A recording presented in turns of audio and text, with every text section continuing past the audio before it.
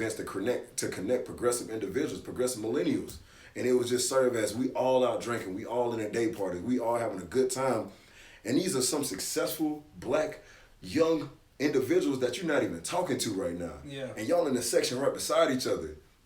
And you know me, I'm a social butterfly. So I'm talking to people. I'm going to meet people no matter what. But it's like, dang, man, I want James to meet Omari. Yeah. But you know, because of situations and settings, you might not be as forthcoming to have a conversation. So with that, why don't I stage a setting that we both enjoy, i.e. getting drunk, having a day party, and let me implement vendors, implement buyers, and do certain things that evoke social interaction and make sure people come and they actually leave a connection from that. And it's like, you know, when COVID happened and stuff, like, you know, we couldn't really be out in a social setting and scenes and stuff like that and like be out in parties. So it's like the people who I wanted to come to my events, why not create a platform to showcase their journey and showcase the reason why I appreciate who they are. That's what spirited Motivational Monday. Motivational Monday really was going to be a panel of a lot of successful black people, and we just throw around topics. But I was like, you know, it makes more sense to really amplify the guests that I have on there and let them know that the path and what they're going in their life is appreciated, because that serves as a testament to motivate somebody else that's watching it. A lot of times, man, you never know, like, what you're going through could touch somebody in California that don't even know who you are or even that you exist. They just seen your message on the Explore page. And I feel like it's so important that we have that. And it's a level that you go through whenever you take risks in your life, that you become more transparent.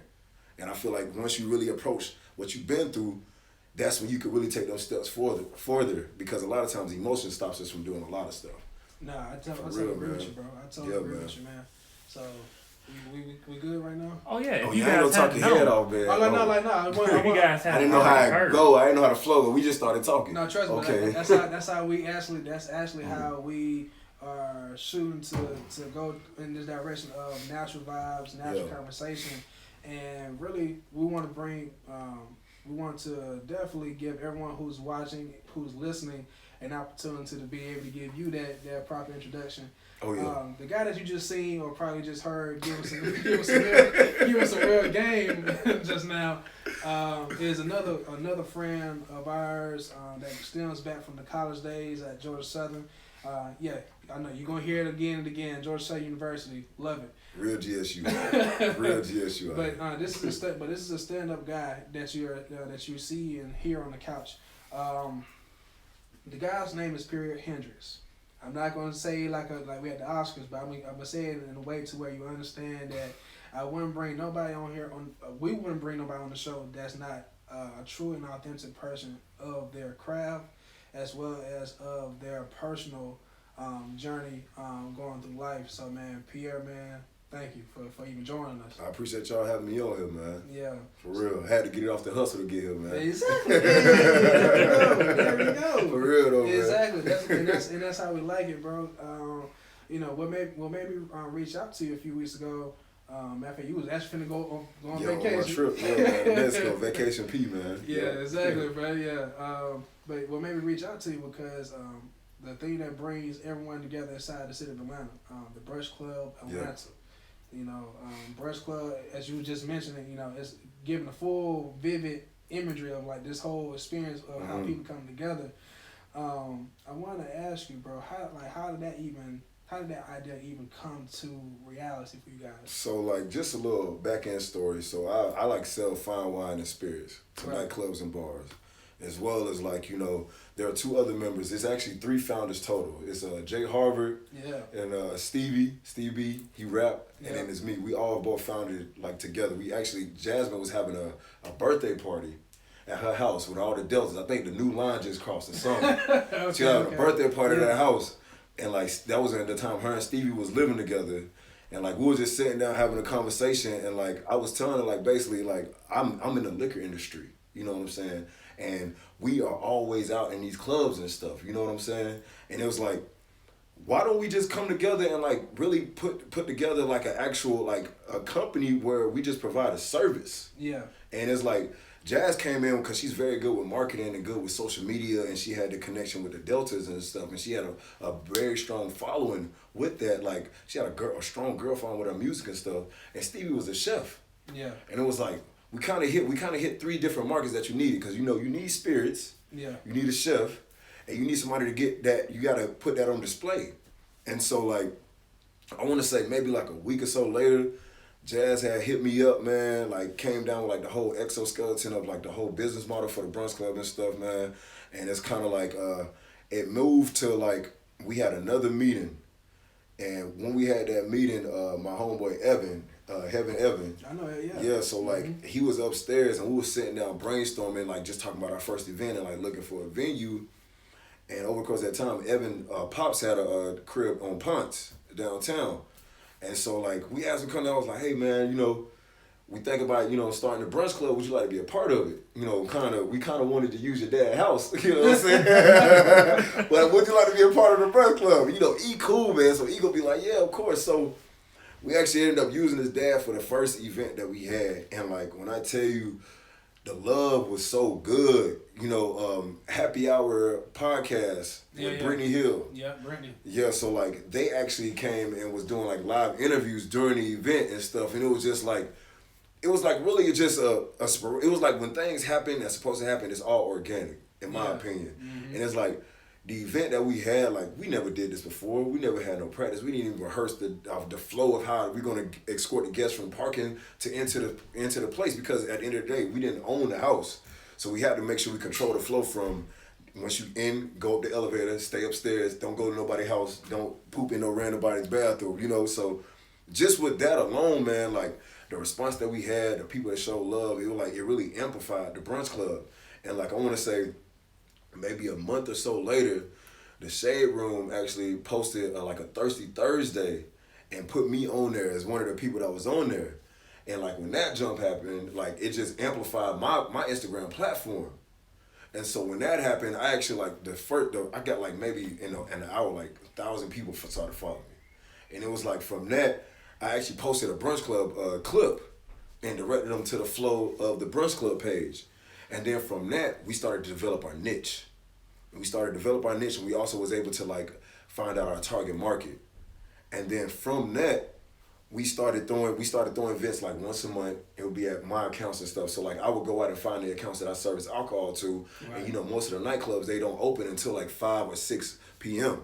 So what I would do is I would actually broker deals with the people that own the club and like tell them like, hey, look, I got a brunch business called the Brunch Club Atlanta. What we're gonna do is from 11 to 5, I'm gonna bring in my chef. We're gonna have our products, and we're gonna provide you an audience. We're gonna provide you a crowd before y'all even open. So in that gap that you necessarily wasn't even open, you getting an extra like 3 bands. I mean, you can't count that out. Like, and I'm providing everything for you. It's like we're a one-stop shop. And then from that, like, we went to Medusa, living room. We had a couple of spots down. We had like a pool party event that we had through the Evan House, of course.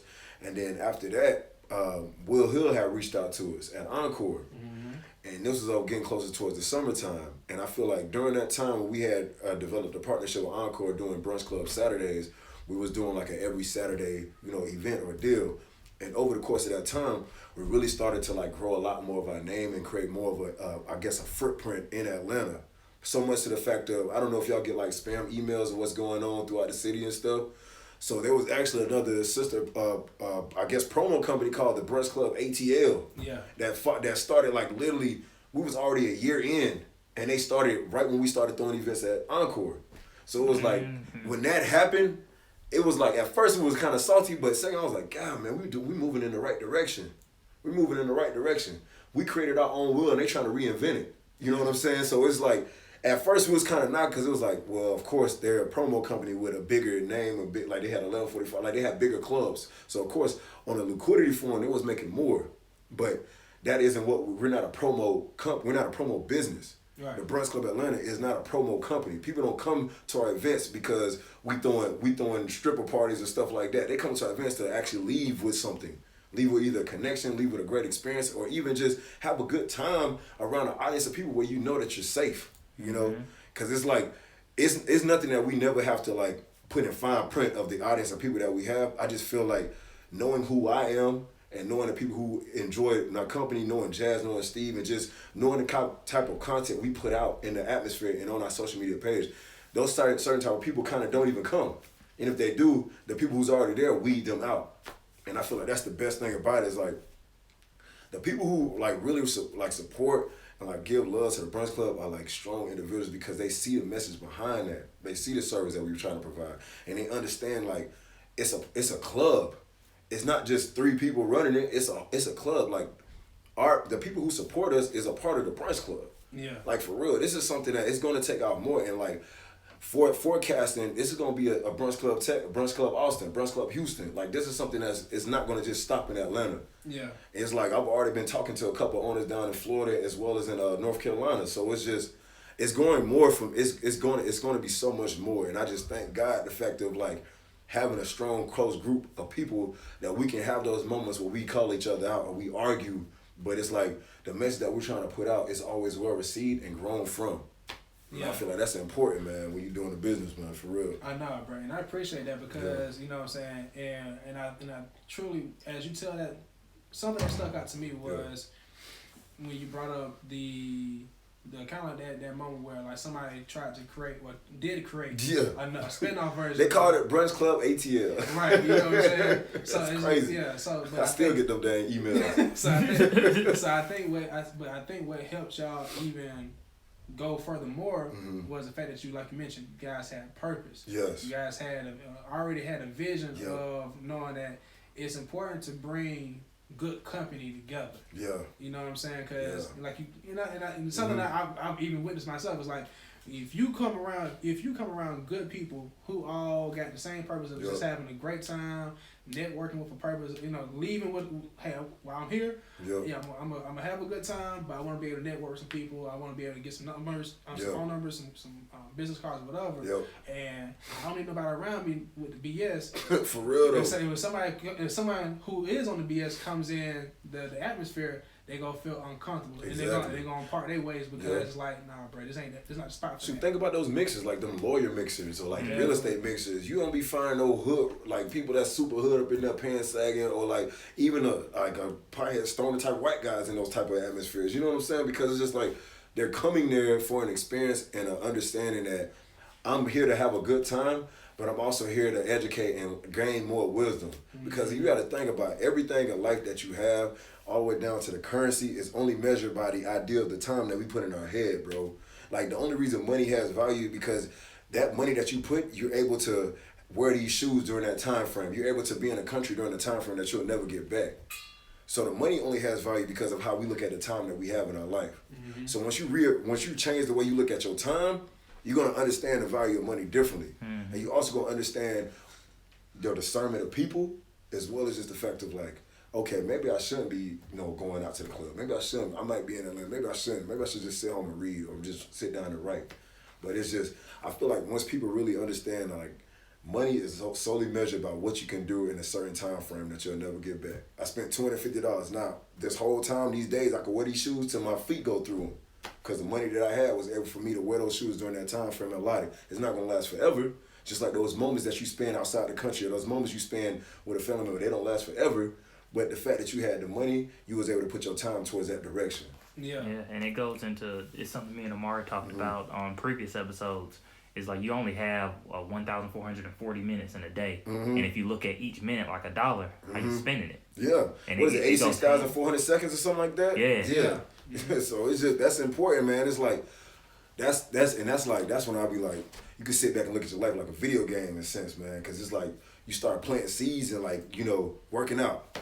I'm going to start doing a little bit of hour. I might hit a couple 100 push-ups in the morning. I'm going to just see how much I can change over the course of these next 3 weeks of me consistently doing that. It's different now. Oh, wow. I use my time to do something that maybe I'd have probably been kicking my feet up chilling. Man, it's like everybody has a purpose. Everybody has a purpose. But the thing is, we have a circle of people that kind of shape the idea of what our purpose is because we're not spending that time with ourselves.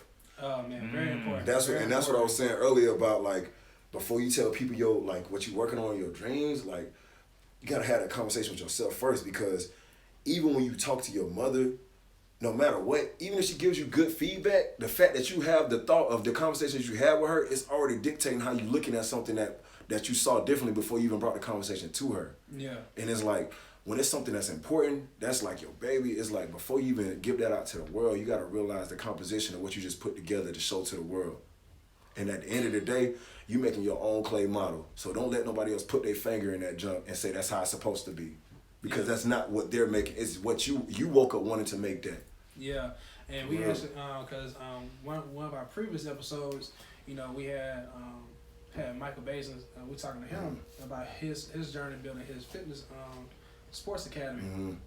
And he spoke along those lines where he talked about how, you know, it's helpful to have supporters or have outside counsel on building your platform or building your tomorrow for yourself. And at the end of the day, you got to make that final decision. You know what I'm saying? You have to make that final decision. So it's like, you know, it helps to be able to have people to say, hey, maybe you should do this, maybe you should do that. But at the end of the day, you are the CEO of your life's decisions. Exactly. You know and there's no bad decisions. Yeah. Don't beat yourself up for making wrong decisions. I used to have that problem so much. I used to always self-sabotage, man. I was self-sabotage. I mean, it'd be bad, man. I'd be sitting there beating myself like up, and it just be like, dang, why do I think this is what I did was wrong? Yeah. I just learned so much more by me doing something wrong compared to me trying to be on a straight and narrow.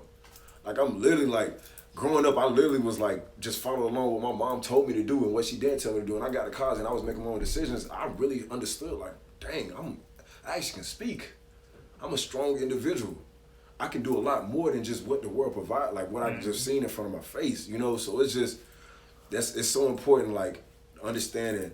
I was telling my cousin this yesterday, like, you're the only person that has the opportunity to change your entire life. You're the only person. And it really starts with how you look at the things and the thoughts that you're going through. Because if you allow negativity to manifest, and instead of just looking at that negativity as an opportunity to understand who you are, all you're gonna do is bring on health issues and stress. And that's the one thing about black people, man, just going back to being a conditioned thinker, that conditioned thinker can bring on diabetes and bring on stress. Like all that, it really starts from how we are raised and how we are conditioned to think. And it's like once we change the way that we think, and a lot of times it helps, we go through certain risks in our life for us to change that, like maybe going to skydiving, maybe going through a horrible relationship. That changes the way, but it's like you got to still go through that mental health. You got to go through that. You got to go through it because that's the only way you're going to really understand who you are and your character, man. Yeah. And even going to what you're saying about a little while ago about working out. Yeah. What changed for me was last year we did a challenge. We did like 3 challenges back to back, actually. I remember that sweat challenge that y'all posted. Yeah. We did a 30-day one, then we turned around and did a 75-day one. And right before we went into that challenge, I heard somebody say something that kind of changed my mindset when it came to working out. And they said the same discipline it takes to get in shape is the same discipline it takes to get out of shape. You just don't realize it because you're doing it unconsciously. That's powerful right there, man. Very true. It made me start thinking because last time we saw each other was probably, it's been a couple years. It's been a minute, bro. Since I seen you, it's been a minute, bro. Yeah. And it was like, y'all got a podcast going, like, oh, shoot, he been around. I ain't gonna make it to Atlanta, bro. I'm like, okay. Because, for a while, I had that job while I was traveling a lot. Up and going. And during that time, I had gained maybe, 60-something pounds? For real? Oh, man. I got pictures. I'll show you after. When you live in that traveling life, boy, Boy, I got up to 300 pounds when I tore my Achilles, man. That's so. But when I heard that, something in me just said, dang, that's true. Yeah. I'm using the same habits in reverse. Yeah. So when we started going through that 30-day challenge and my mind started changing, that was the easiest part. Once my mind changed and the weight just came off instantly. Because I had conditioned myself into thinking, it's going to take forever to lose this weight. And I lost all of it in 105 days.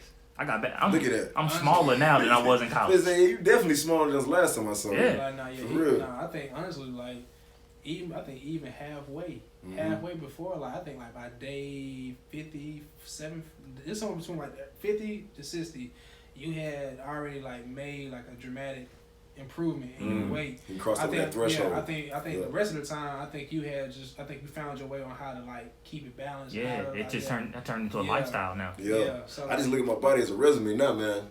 Before somebody even see you, they gotta look. Yeah, you clean, you cut, you put together, Yeah. That's the biggest thing, man. But that's so true, man. And it's like, we don't even think about it. It's like, yo, it take a lot of discipline to be out of shape. It take a lot of discipline to be out of shape. Hey, man, I can tell you right now, it definitely is commitment, my brother. You know what I'm saying? You gotta stay up late. You gotta stay up late. You gotta be very stressed out. Okay. You know what I'm saying? You gotta be very hard on yourself, man. You gotta find the wrong thing to eat. You gotta find the wrong thing to eat. How hard is finding the wrong thing to eat, and then you gotta spend money, too. Like, tell me, bro, like, when you talking about not cooking for yourself, like, I know, bro.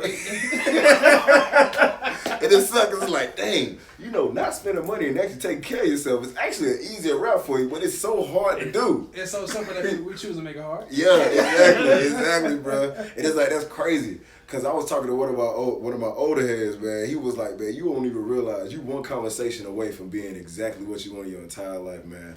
And it's just, you gotta realize, like, success is only when preparation meeting opportunity. Yeah. Continue to prepare. Just continue to prepare. Wake up every day and prepare, man, because you never know when that conversation is going to happen.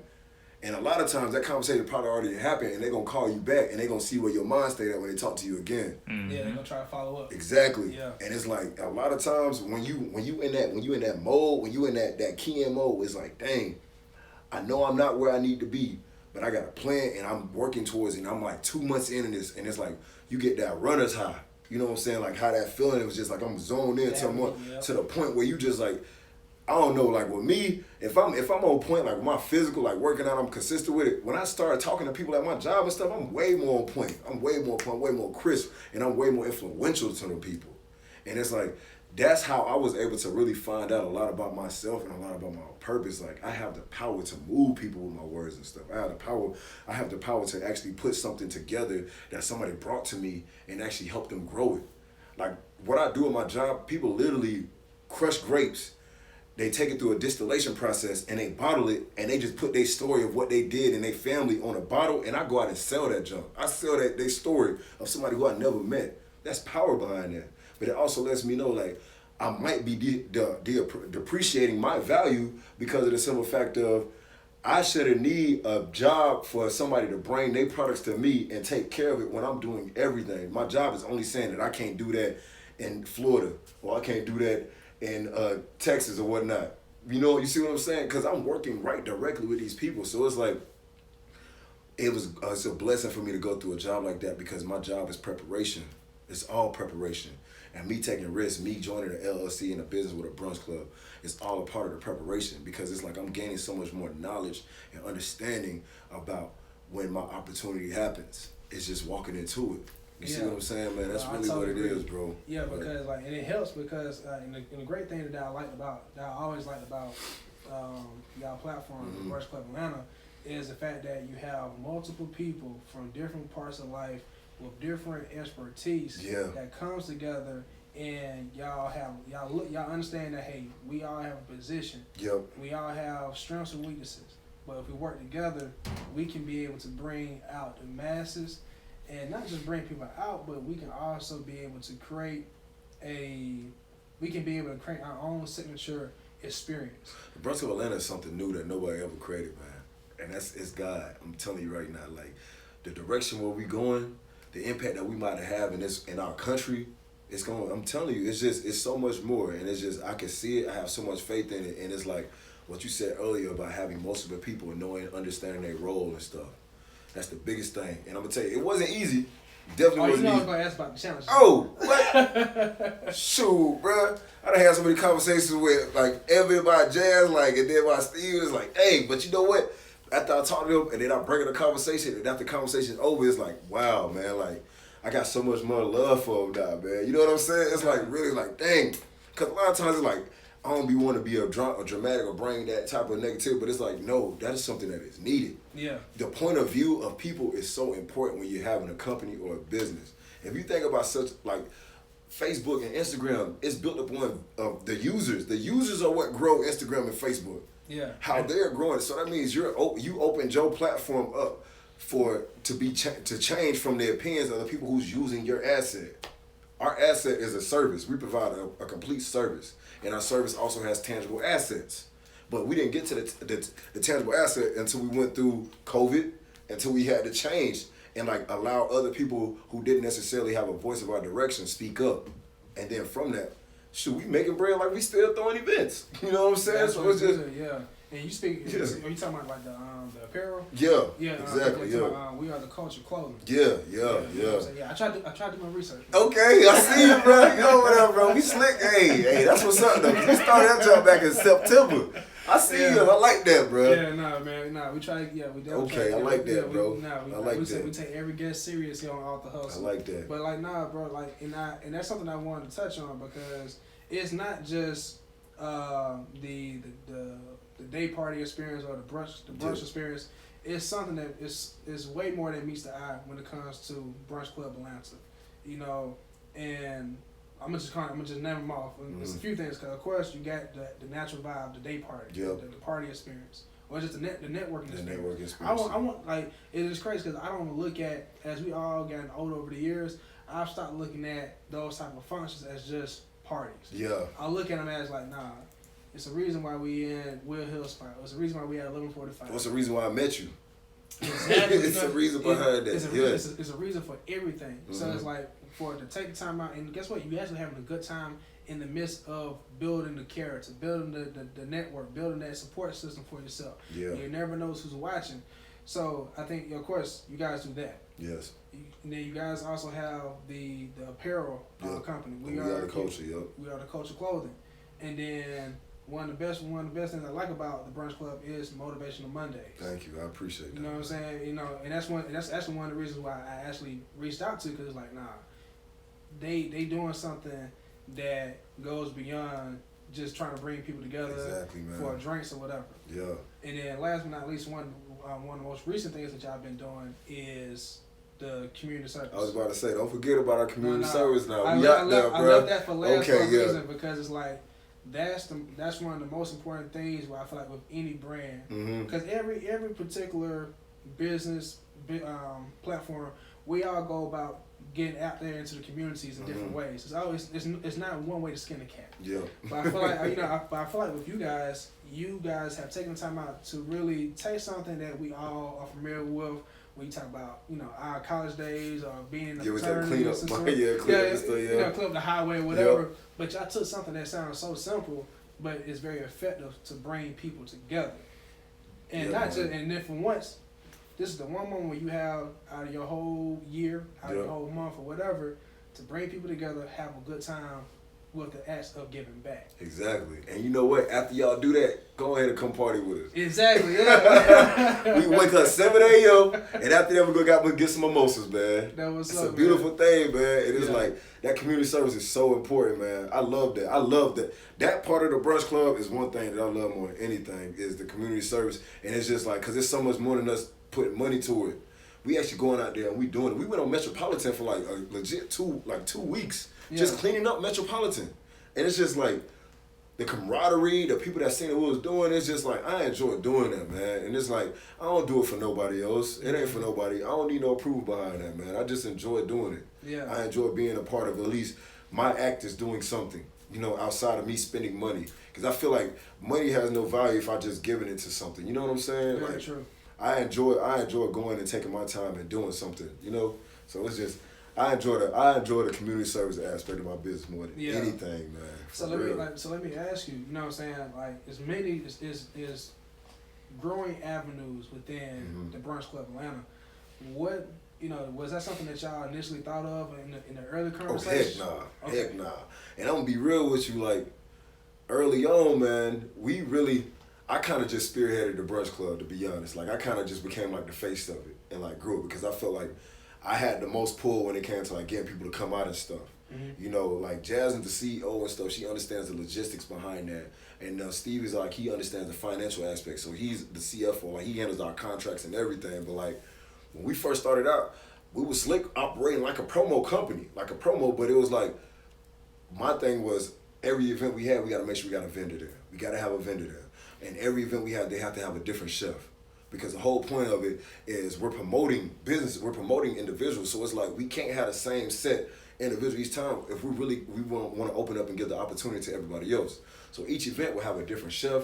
We have a different section for like vendor tables and stuff. Like we threw an event at Medusa, and we had about 6 vendors come, shout out. Come and just set up and everything. And it was just like, it's a beautiful thing. And it's like on top of that, I'm walking through the crowd hosting, and then we got shot o'clock on top of that.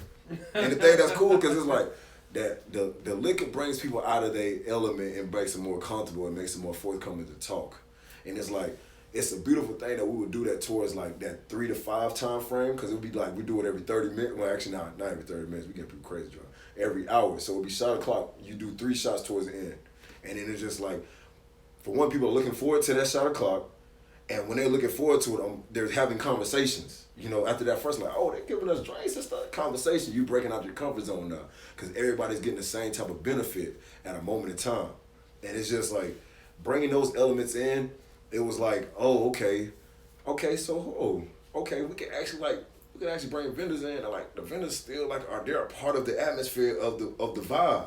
Because think about how many times you went to a day party and you was seeing somebody table there and it's like, dang, I'm popping bottles, champagne, and this girl selling her moon rocks and selling like fragrances and lotions and stuff. So I'm actually, instead of me buying this bottle real quick, let me go ahead and support this black woman business right now. Yeah. Or this black man's business right now. You know what I'm saying? That's beautiful right there, man. Yeah, and that's a great question that you just asked because even when I think about it, I've had the pleasure to go to be very experienced with the city of Atlanta. I grew up in it. But in recent years, I've seen like marketplaces on Saturdays, on weekends, where it'll be that atmosphere where you come up and it'll be nothing but vendors. Yep. People selling their products or their services, and it'll be more of like it'll have that certain vibe.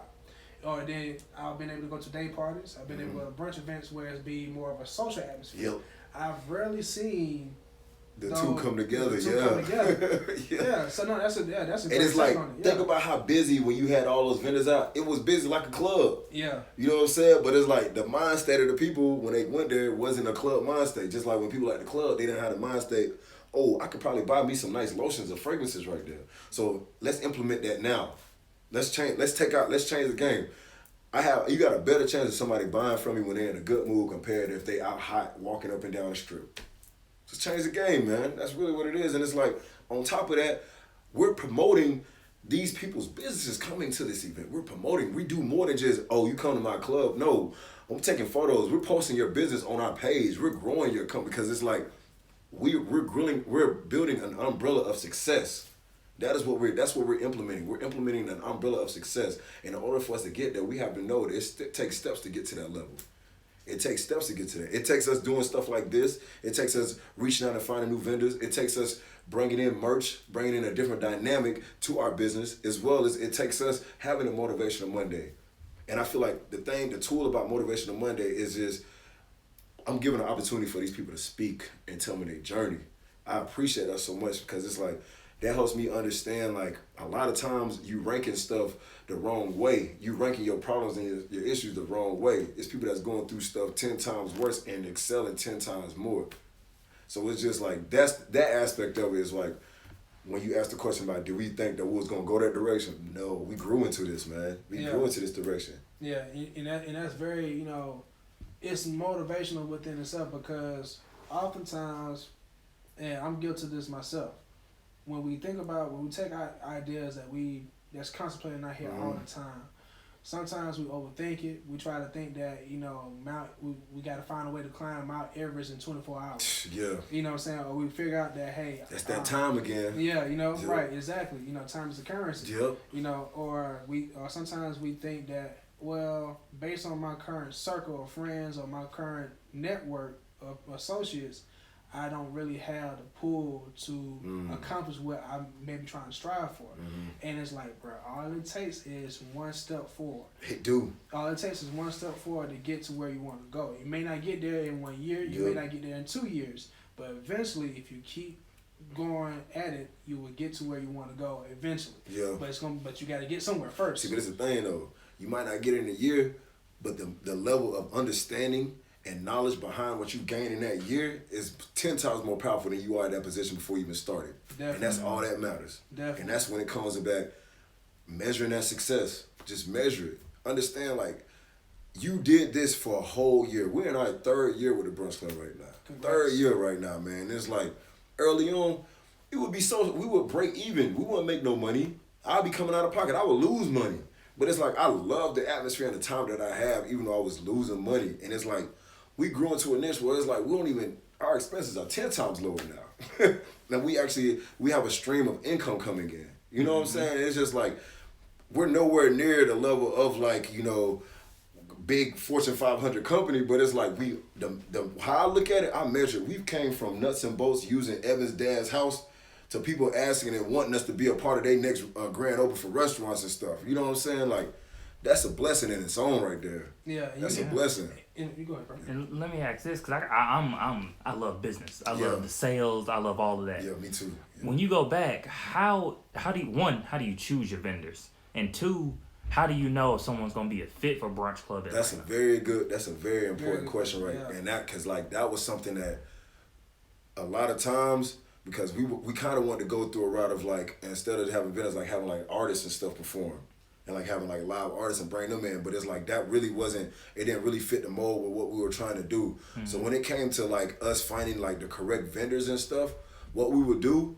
is we would do our own kind of research behind the people. So we would reach out to like our friends and stuff, and our first set target would be like, somebody who just got out of college and starting their own business. So they had like clothing, apparel, or like anybody doing lotions and stuff like that. And then it would be like, I would ask Omari, like, you got any friends and whatnot, and like knowing the word of mouth from the people that we're getting the information from, and then seeing that they have a body of work. The thing is, vendors have to have a body of work. Mm-hmm. They have to at least been selling their products. So they have to at least have a track record of like they have something that people have at least tried or experienced their service before, because it won't make no sense if I'm paying for you to come to my event and you don't even have no niche or crowd following to begin with. You basically just reaping the benefits off of everything that I'm providing you. No, that's not a partnership. I'm bringing you in for a partnership, and I'm providing you a facility to showcase and grow your business. So when it came down, we did a research. We always focused on people who already had an established name or like been making sales, as well as it was a time that we was kind of focusing more towards like I would say like women. Mm-hmm. We was doing a lot of like black women. We was focusing on a lot of black women like vendors and stuff like that too. We didn't go to the route of like lace fronts, hairs like that, but we focusing more on like the energy, like lotions, apparel, clothing. One of the ladies that we had come and set up, she had her own book, so she was selling books and stuff like that too. And then after that, we also looked at the different chefs and stuff that we would have come, and each chef that we would have come had their own different type of dish that they cooked for people previously that they made a part of their dessert on our menu whenever we would do the brunch. And so like with that, we kind of had a sense of like, okay, so some people that are coming to our event are going because they remember the chef's food, they know how good the chef's is. Some people going to the event because they've already tried, let's say Aunt Tina's products, her lotions and stuff. And some people come because they enjoy the vibe that the Brunch Club bring. So it's just like with that, that's what helped us grow. That's what helped us understand. And that's what tied in a lot when we came to selecting people to be our vendor, because we didn't want to bring nobody who just started like 2 weeks ago and like, hey, can I jump on? No, it won't make no sense at all. Yeah, no, it's not win-win. It's not win-win at all, and it's also the fact of you don't even really. I feel like as a whole, businesses, you got to go through a year first, in my opinion, to really understand your identity. Like, I wrote the mission statement down when Brunch Club first started, and when I tell you the one thing about that, like, we're completely different in how I saw the Brunch Club would be. But the mission statement still makes sense to the purpose behind where we're going. You know what I'm saying? And it's like, I had to go through that year of actually seeing the nuts and bolts of what we've been through to actually realize like, dang, we're staying, it's like we're becoming a butterfly. Mm-hmm. We're just going through certain levels of like our hibernation to get where we need to get to. Mm-hmm. And it's like, for me to bring in a vendor and she ain't even really went through like what her name is, don't have no cards, don't have no business card, don't have no advertising, don't have no marketing, don't have nothing behind it. I can't bring you into my event.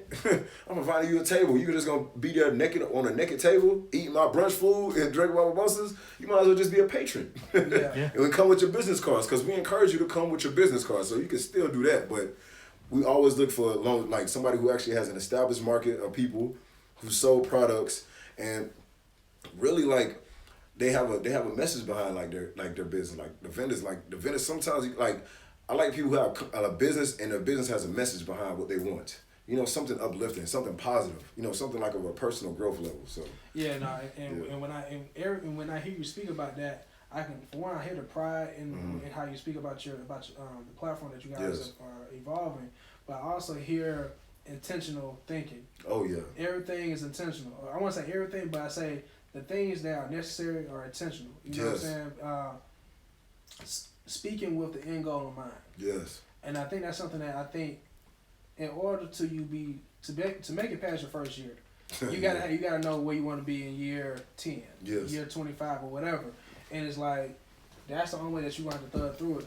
Yeah. Yeah. So I wanted to kind of speak on what are some challenges that you guys have faced, but it helped build the character of the brand itself. Well, me personally, I wasn't really that close with Jazz or Stevie coming into the Brunch Club. Like I kind of was like, they already was like, Stevie had his own like record label and Jazz was like one of his artists and stuff. So like they already had that sense of camaraderie before I came in, a part of the team.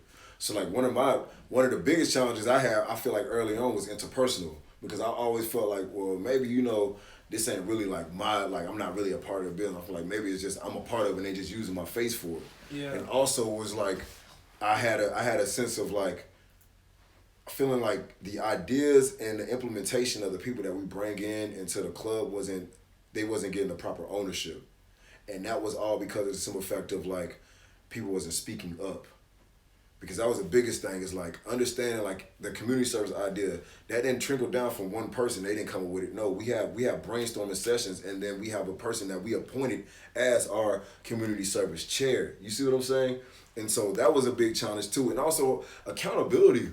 Early on, accountability was the biggest thing, man. Accountability with myself, accountability with the people that we doing business with, accountability of the people that we bring in to be a part of our team. Because shoot, our first year, we tried to create a street team for the Brunch Club, and appointed Evan as the GM of that street team.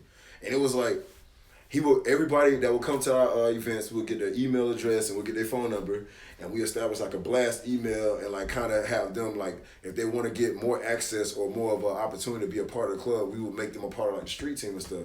That junk disintegrated. That junk disintegrated quicker than I thought, bro. I was like, oh my gosh, bro. It was just like, it was no enforcement behind that, and accountability was bad. And it's like, I be sitting back and just be thinking, like, because we got a meeting on Sunday, like, we be thinking about all the stuff that is talked about in the meetings and stuff like that. It's like, it all starts with, like we said to begin with, it's yourself, holding yourself accountable, getting stuff done.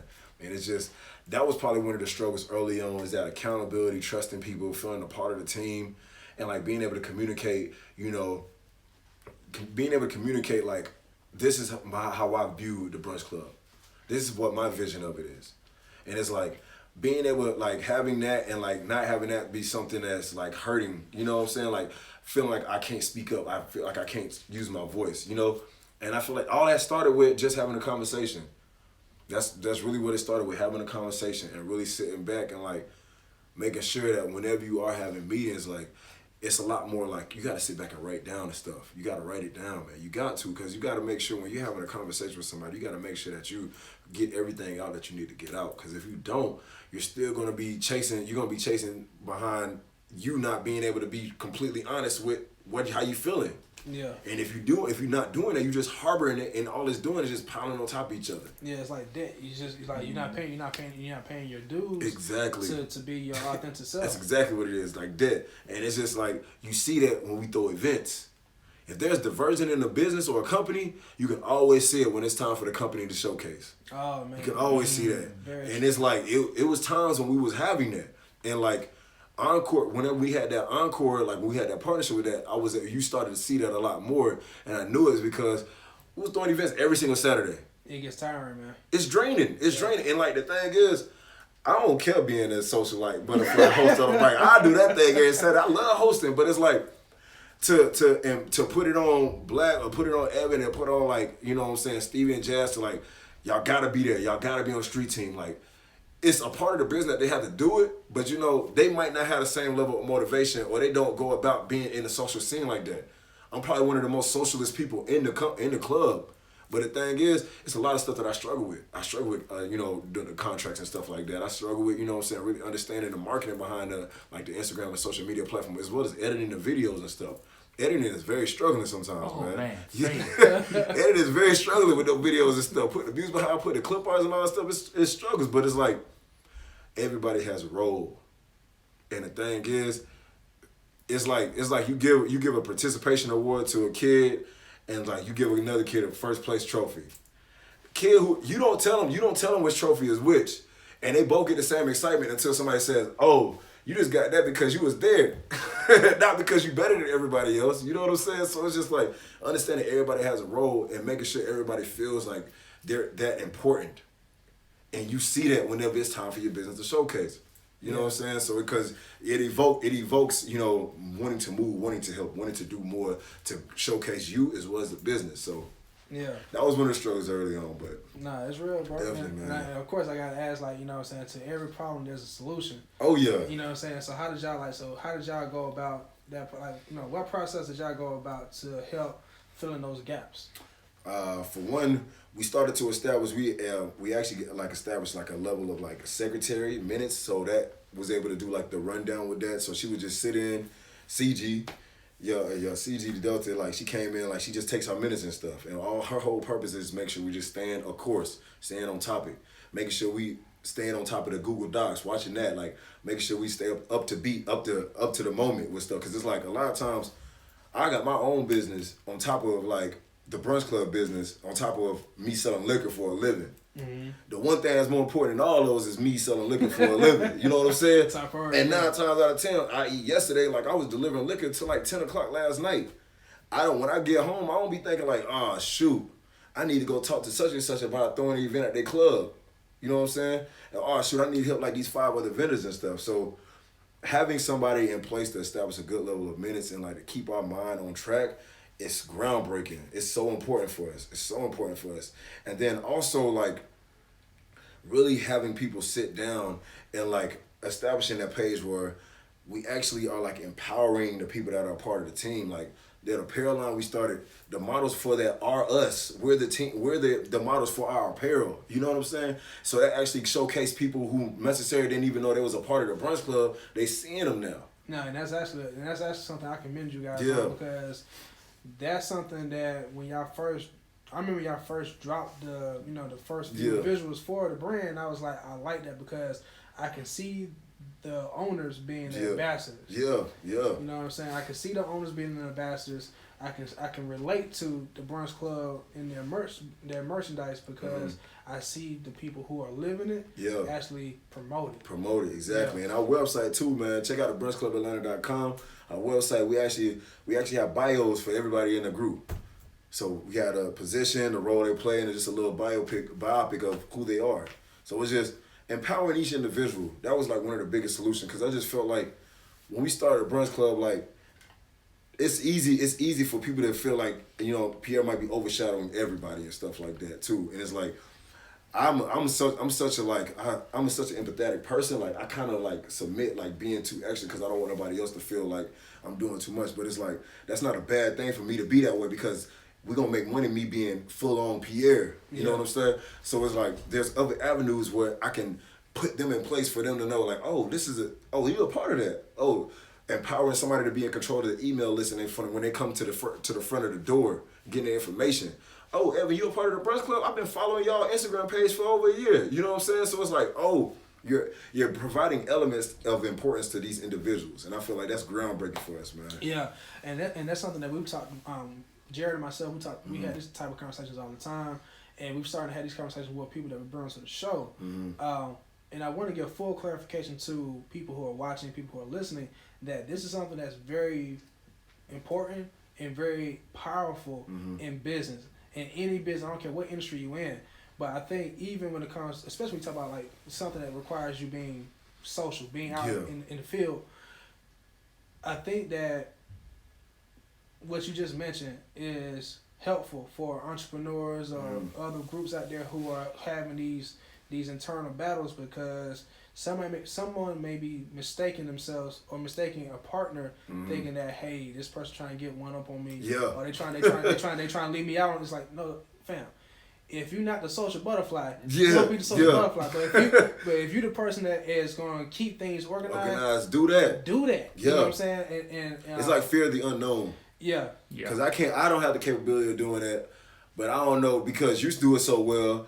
I'm scared that you might do it so well that I won't even exist no more. Yeah, for real, man. Part of it is that fear that you won't feel needed. Yeah. That's why we empowered everybody. Mm-hmm. That's why we had the photo shoots. And the thing that's so crazy, we became such a good friendship that we was doing this without even realizing or defining what we were doing. Yeah. Because we knew that like we like I said, we all have the same common goal when it comes to the Brunch Club, and that's for it to be fruitful, to be an umbrella of success for individuals. And if that's really what we want to do, everybody who's a part of it matter. We're more than just business partners. We're friends. There are different levels of friends that you have with everybody in your life. And one thing that's important, you understand which friend is a strength to you and which friend that you can't bring certain things to. Oh man, that's the biggest thing. That's the most important, because like the thing is about me, in order to be a leader, I gotta realize I need to learn how to follow. I gotta understand how to follow. I got to. And that's the only way that I can really go. That's the only way the club is gonna continue to go. Cause it's always a moment in time where I can't do something. I can't do everything. And it's funny you mention it, because that's something that I think we don't struggle with. It's something that we work on. Yeah. Constantly. We continue to work on it. Because the way we flow, and you're a guest. Exactly. Most of the communication doesn't go through me. Yeah. I come from a sales background, so I'm real. Okay, let's get this done. Let's hurry up. Let's get it done, because I will forget. Yeah. It's not a matter of. It's not a matter of I don't care, I'm not going to follow up. I just forget, because I'm on to the next person. Once I got the sale, it's on to the next one. Yeah. But Omari's more, okay, let me follow up with this person. Let me make sure they on. Let me make sure they good. Yeah, he was going to reach out to you on the email and stuff too, yeah. Because once I reach out to you and it's been 2 weeks and I ain't heard nothing. I forgot about you, bro. All right, I'm on to the next sale. I'll put him in the pipeline. We'll loop back. Hey, that's right, though. I feel you 100%, man. And that's just so important, because you need somebody like that. Yeah. You really do. But you need something. And the thing is, like, I need somebody like, and the thing, like, it truly helps. It truly helps our partnership, but most important, it truly helps our friendship, because it's like, all right, with me understanding, and that's why we periodically, like, I think like at least once or twice a week, we sit down, we just have a general conversation, and we just learning about each other. Yeah. How do we think? How do we look at life? Right there. How do we look at what we're doing, and how do we look at what the other person does in collaboration to what we do? Because that was I say that was our hardest thing. Like, it's similar to what you guys were saying. Knowing how to mesh. Knowing how to mesh, and knowing what everyone, not their role, but how the role integrates. Yeah. And knowing how, because I'll be transparent for us. One of the things this week technically, that we were working on is Omari, he comes from project management. Mm-hmm. He can lay out the plan, set the organization. I come from sales and marketing. So I know, okay, once... You got a script. I got the script. Yeah. Like, I know how to play the script into what I need to say, how to connect with people. But when you come from a sales background, you don't realize that the machine's usually already set. Yeah. You just come into the machine and just shine. Yeah. That's it. That's all you got to do. Man, I gave an interview because I had an opportunity to work for Dorfo Southern out of college, man. It was the marketing role, the marketing trade master. I came in there, it was like, so give me an experience that you ever like had to do with selling marketing. I told them how I would sell a t-shirt. They wasn't trying to hear that shit. They was like, yo. T-shirt. We ain't selling t-shirts. We ain't selling no t-shirts. We talking about numbers. We talking about trains and getting logistics. We talking about getting products. And that was like one of the biggest shockers to me, because it was like, God, there's so much more more to marketing than features and benefits. There's numbers, there's logistics to marketing. Yeah. It's getting the product to you at a timely fashion is a big asset of marketing. It's so much more, but it was like, that was a real humbling experience. Like, I'm up in there like, you know it's bad, and you know you ain't get the job when you go downstairs and then the brother come downstairs. I'm like, hey, bro, I'm gonna tell you right now. Look, you do this. You're like, hey, bro, I'm gonna tell you right now, bro. Like, shoot, if it was on me, bro, I'd give you the job, dog. You know what I'm saying? I'm always trying to give somebody a chance, you know? They always do the little, all right, bro. They let you down easy, like, yeah. Put it in the bed, like, hey, why you gotta send the black dude? It was 6 white folks in there, one dude. It's like, you gonna bring the black guy in there to talk to me. I don't think they send the black dude. The black dude come because he like, he was out. Yeah. But he was like, everything was good until they asked you to give me an example of you using marketing. I was like, yo, I told her how I would sell a t-shirt. We don't care about the t-shirt. We want to know how you get that t-shirt to me. Yeah. It's funny because my last job when I was working with automotive sales training, so I was going, I sat with the owner, so I got to see marketing from a different standpoint now. So like when me and Omari talk, he'll talk like, oh, we got to get the content out at this time. Yep. It has to be playing. In my head, I'm going, okay, cool. So our target audience goes at this time. Yep. So we're going to drop content. Hey, I know you said you plan for this piece to go out, Yep. but not that piece. This is the piece that need to go out. Hey, that's important right there. And I like that. I'm not gonna lie, That's I lit. frustrate the hell out of him with that. Because he'll be like, but on the calendar, we have this video going out at this time. I'm like, trust me. Just switch them. This Bruh, video gonna hit. It's been a couple times I done made captions and like posted my video. Jazz done went in that thing and done changed up the whole thing. I'm like, oh, she was like, I told you need to let me proofread it first. I'm like, oh, come on, Jazz. God dang. So what I be doing now, I send a message 6 a.m. Hey, this on the caption, they look good. Then you gonna put these hashtags in there too? It's like, all right, cool, P, yeah, it's perfect. Run it. Hold on. She was like, hold on. You didn't use the right cover for the video. So now your video, when people repost it, it looks completely different. I'm telling you, man. And like it's like That's just so funny though, yeah. bro. And like in the beginning, it may seem like man, we not always agreeing. But it's like no, hold on, we gotta figure out how we gonna meet in the middle. Yeah. And that's why like I learned when it came to him teaching me the arts of marketing and sales.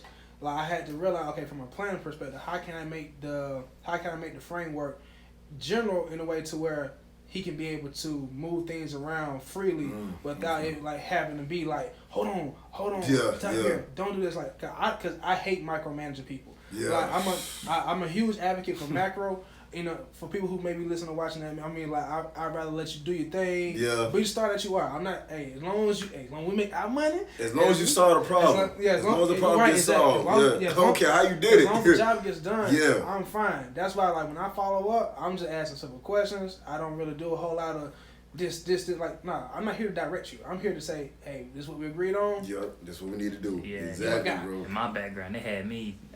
You come from sales, so I figured this out. Every sales system has a number of steps. Oh yeah. Car sales, it was 10 steps. There's 10 steps to the sale. Okay. Don't matter. Now 1 and 10 will always be at 1 and 10. Yeah.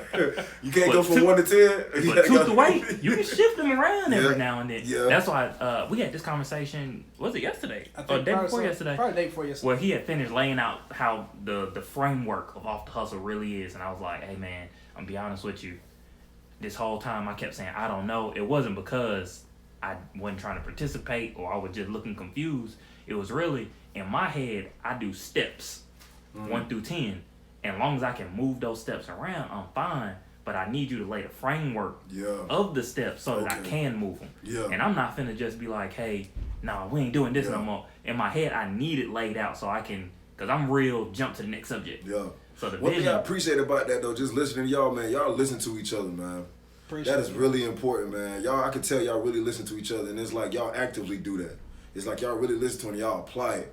That is such a really good tool to have. Such a good tool to have, man, when it comes to business, man. Because it's a sense of humility, and it's also you implementing integrity in y'all business logistics. Like, that is so important, and that's what's gonna take it to a whole nother level. Yeah, appreciate that. Yeah, Because like you mentioned, like even before I became an official project manager, I always been an analytical person.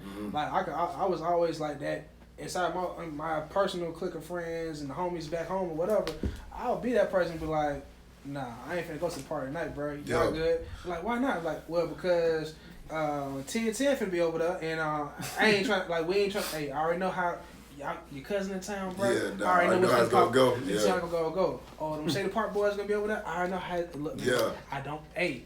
But why you being scared? I'm not being scared. I'm being I just smart. fought one of them boys the other week. What are you talking about? I won. Yeah, I won. I won. What you talking about? I won. Yeah, I'm not being scared. I'm being smart. Being Exactly. smart. You know what I'm saying? Because you know what the outcome gonna be when I get there. You know what I'm saying? For So real. it's like so. I won.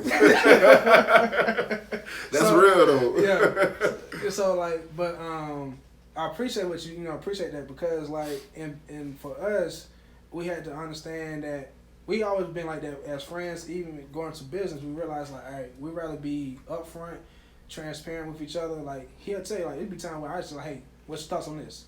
Hey, so I can say you may not be vibing with what I'm saying. Give me your thoughts because like I'd rather you tell me straight up to where there's no pimped up emotions or whatever.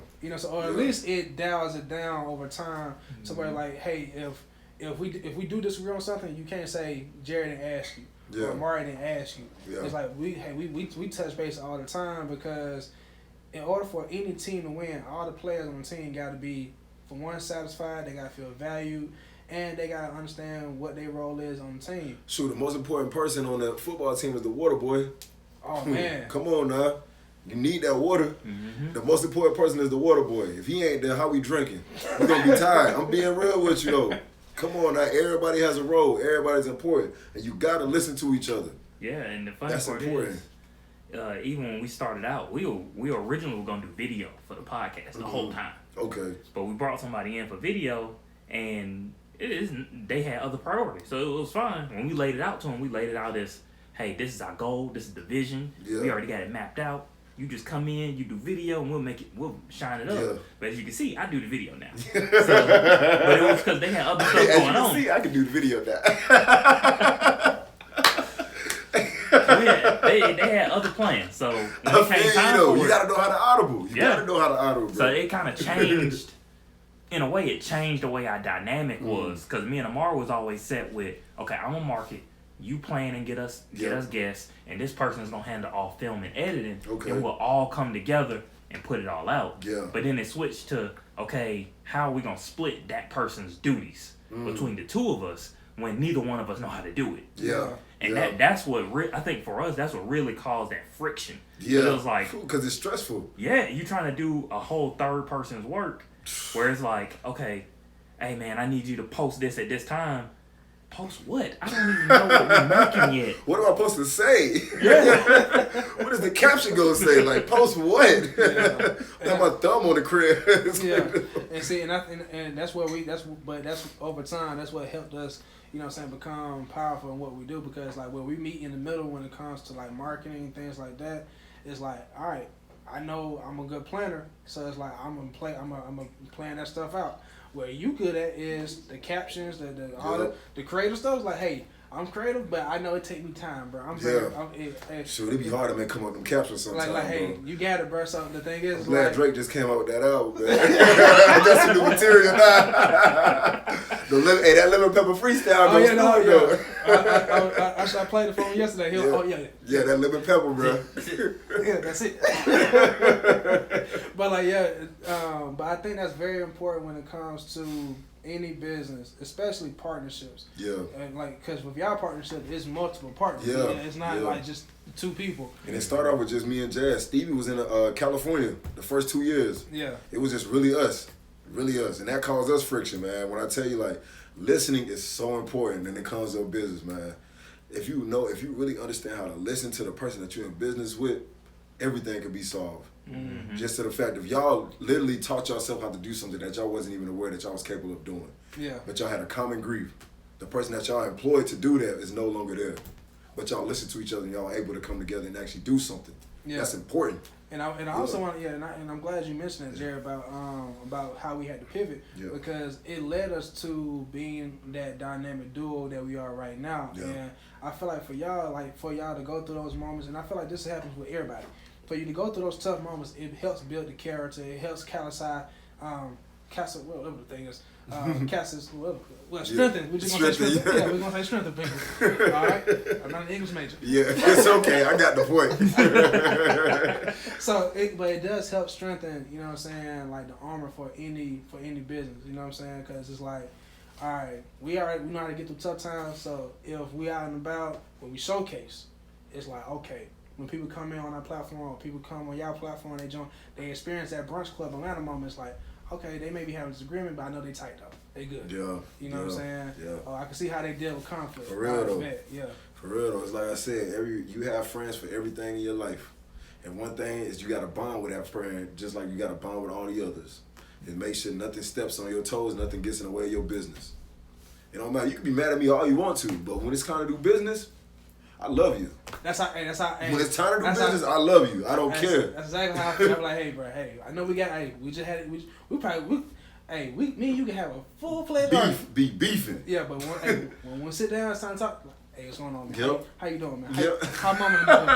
Like, bro, they just comment like, yo, he's a great person right here. I'm telling you right now, he's amazing. Yeah, but that's also important. Like, that's very important by keeping stuff in house. Yes. You gotta keep stuff in, like me and him. We may disagree on certain things, But if someone like if we was out and about and somebody, hey man, how the podcast going, bro? Everything great. You know what I'm saying? You just check out the new episode that we just dropped the other week. Man. Hey, Omari on there dropping gems. He going stupid, bro. I'm you know what I'm saying? But in that's the reason, amazing, bro. Yeah, and you know what I'm saying. So I feel like, you know what I'm saying, for you guys, you know what I'm saying, I definitely see the friendship in the business, and I truly believe that in any business you gotta have that personal element into it. You got to, because we humans.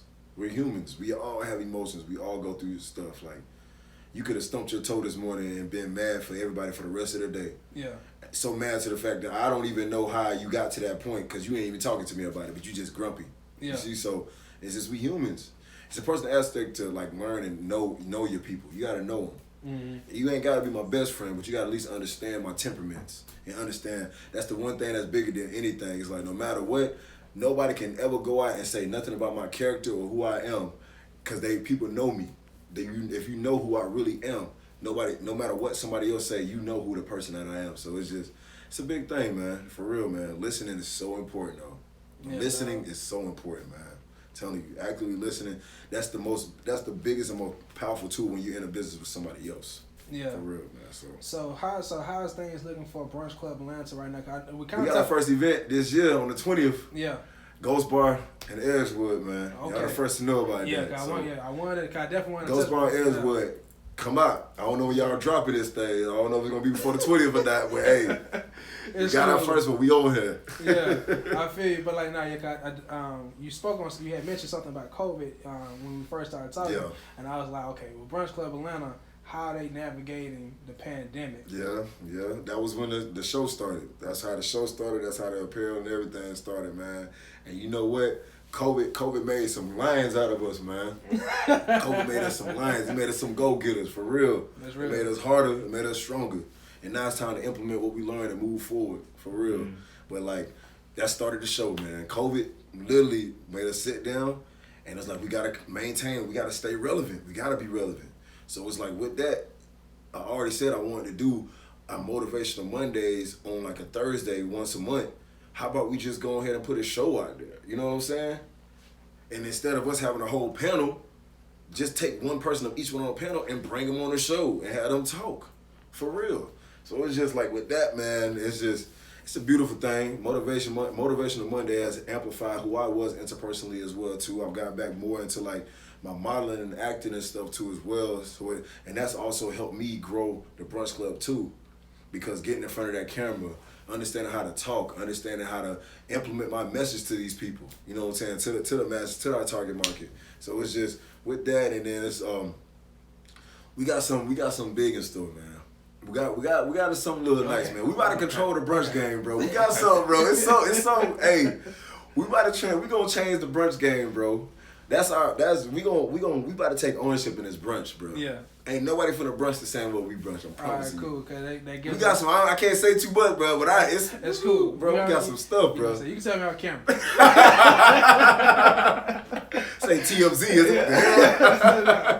But no, bro. We but that definitely gives. As you can tell, like, this is only the first of many conversations to come. Oh yeah. You know what I'm saying? Man. So, definitely.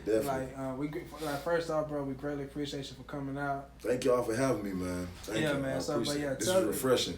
Definitely, bro. Yeah. Definitely refreshing, bro. Tell the world where can they check out yourself as well as the Brunch Club Atlanta. Okay. Well, first and foremost, thank you for Off the Hustle for having me on, man. My name is Pierre Hendrix. It's Pierre Hendrix. You can find me on Instagram at Never Settling Is Key. Never Settling Is Key. As well, if you want to find out about any events that we're throwing throughout the city, follow the IG page, the Brunch Club Atlanta, as well as you can follow our website for any of our apparel, our merchandise, or even find out if you want to register to be on any of our community service events or whatnot at thebrunchclubatlanta.com. And if you have a friend or a loved one who just started their own business, you know, or just went through certain things and have a story to tell, I would love to have them come on my show, Motivational Mondays. You can find me on my Instagram page, or you can email me at thebrunchclubatlanta@gmail.com. I would love to interview whoever on the Motivational Monday. Thank y'all so much. Peace and blessings, man. For real. Yeah, man. That's good. Jared. This is Omari. We in here. This is Pierre. Peace. We up there. There we go.